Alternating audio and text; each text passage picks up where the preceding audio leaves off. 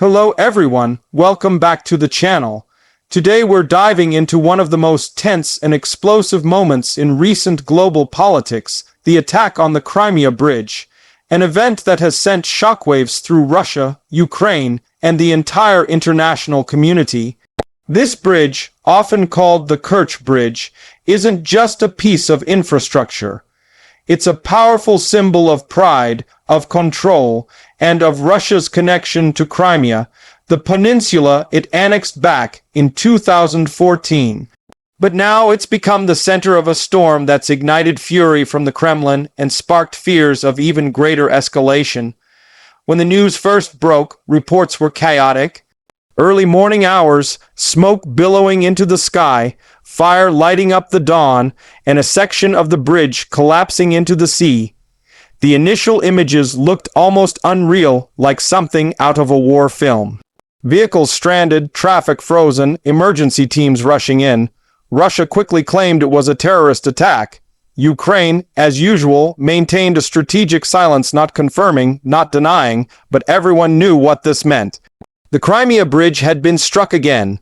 This wasn't the first time. The bridge was previously targeted in 2022, a massive explosion that destroyed part of it and deeply embarrassed Moscow. For Putin, that first attack was personal. He'd driven a truck across that very bridge when it opened in 2018, a symbol of victory, showing Russia's control over Crimea. So when the bridge was hit again, the message was loud and clear: nowhere is untouchable, not even Russia's most sacred ground. Russian officials immediately launched investigations, pointing fingers at Kiev, at Western intelligence, and even at maritime drones. This time, it wasn't a truck bomb, it was reportedly a sea drone attack, a new kind of warfare that Ukraine has been perfecting. These unmanned, explosive-filled boats move silently through the water, evading radar and striking with precision. The fact that one of the most heavily guarded bridges in Europe could be hit again using such technology sent a chilling message to the Kremlin. Even your defenses can be breached. Putin's reaction was, as expected, furious. He called it an act of terrorism, vowing to retaliate with harsh responses. Behind closed doors, reports suggest his anger was volcanic. For him, the bridge isn't just infrastructure, it's a symbol of Russian authority, a personal achievement. So when it's attacked, it feels like a direct assault on his power and image. Russian state media immediately went into overdrive, pushing narratives about Western involvement, accusing NATO of assisting Ukraine, and fueling nationalist sentiment. Kremlin officials described the attackers as monsters, promising that retribution would come swiftly. Within hours, missile strikes hit multiple Ukrainian cities. Civilian areas, ports, and grain facilities were targeted, marking yet another cycle of violence in this brutal war. The timing of this attack is critical.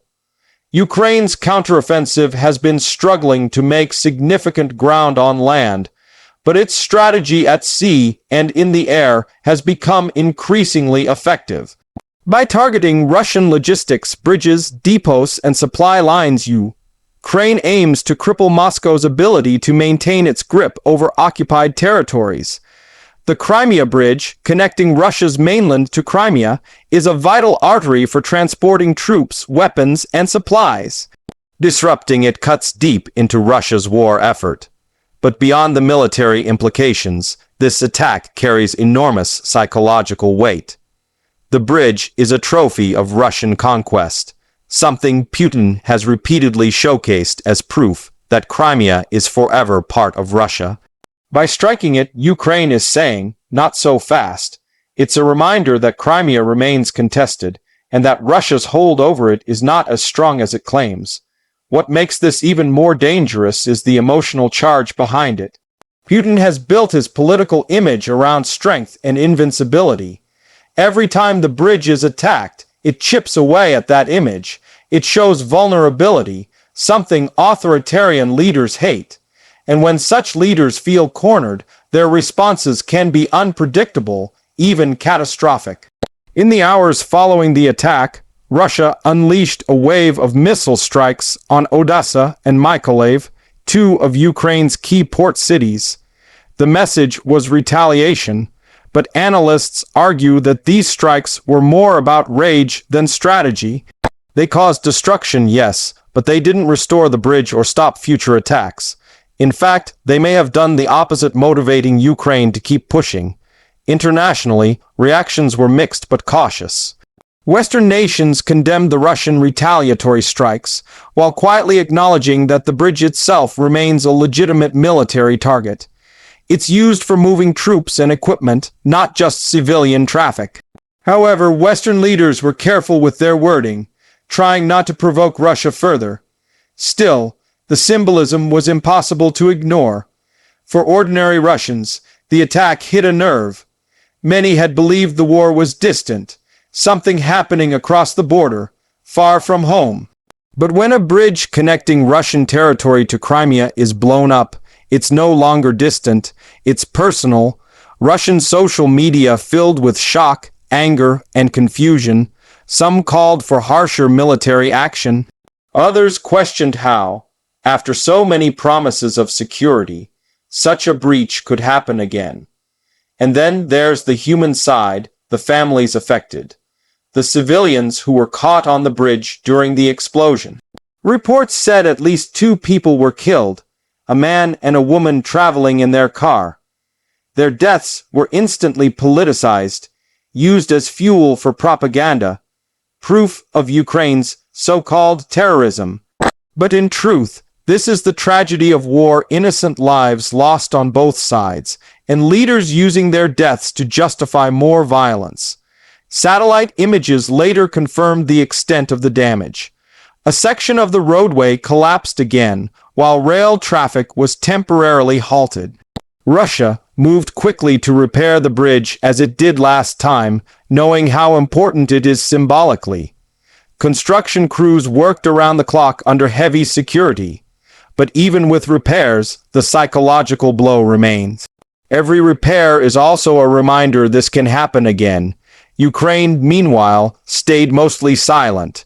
Officials hinted indirectly at involvement, posting cryptic messages like the road to Crimea is broken. It's psychological warfare as much as physical. Ukraine understands the power of symbolism. They know that every time that bridge shakes, it shakes Moscow's confidence too. Behind the scenes, Western intelligence agencies have likely been monitoring every movement. The use of maritime drones suggests advanced coordination, possibly with intelligence support. These sea drones represent the future of modern warfare: low-cost, hard to detect, and highly effective. For Russia, defending against such threats is a nightmare scenario. You can build walls, defenses, and radar systems, but how do you stop something so small and fast coming from the sea? Putin's next moves will be crucial. Analysts say he faces a dilemma: escalate further and risk greater losses, or restrain himself and appear weak. Neither option is comfortable for him. In his eyes, weakness is death. Power must be projected constantly. So his likely path is to continue punishing Ukraine through airstrikes, tightening control in Crimea, and boosting propaganda at home. But deep down, even within the Kremlin, there must be growing unease. The attack shows that even with billions spent on defense, Russia can't protect one of its most prized assets. That realization could sow fear, resentment, even doubt, not just among the public, but within the elite who keep Putin in power. The geopolitical consequences are also massive. Crimea remains the key prize in this war. Whoever controls it controls the Black Sea's gateway. Ukraine's message is clear: Crimea will not be safe until it's free. And Russia's response is equally clear: we will destroy everything before letting that happen. That clash of absolute positions is what makes this war so dangerous. There's no middle ground. In the coming weeks, intelligence experts predict more attacks targeting Russian logistics, both in Crimea and along the southern front. Ukraine's strategy appears to focus less on direct confrontation and more on slowly cutting the lifelines: bridges, fuel depots, command centers. By isolating Crimea, Ukraine hopes to make Russia's position untenable. Meanwhile, the global stage watches with mixed emotions: sympathy for Ukraine, fear of escalation, and a growing fatigue from a war that seems endless. Each attack, each retaliation, raises the stakes just a little higher. And now, with the bridge attacked again, the question becomes, how far will Putin go to respond? There's also the internal political angle. Putin's rule thrives on control and stability. The bridge attacks erode both. As more Russians begin to question the war's purpose and cost, the Kremlin ramps up censorship, arrests critics, and floods media with patriotic messaging.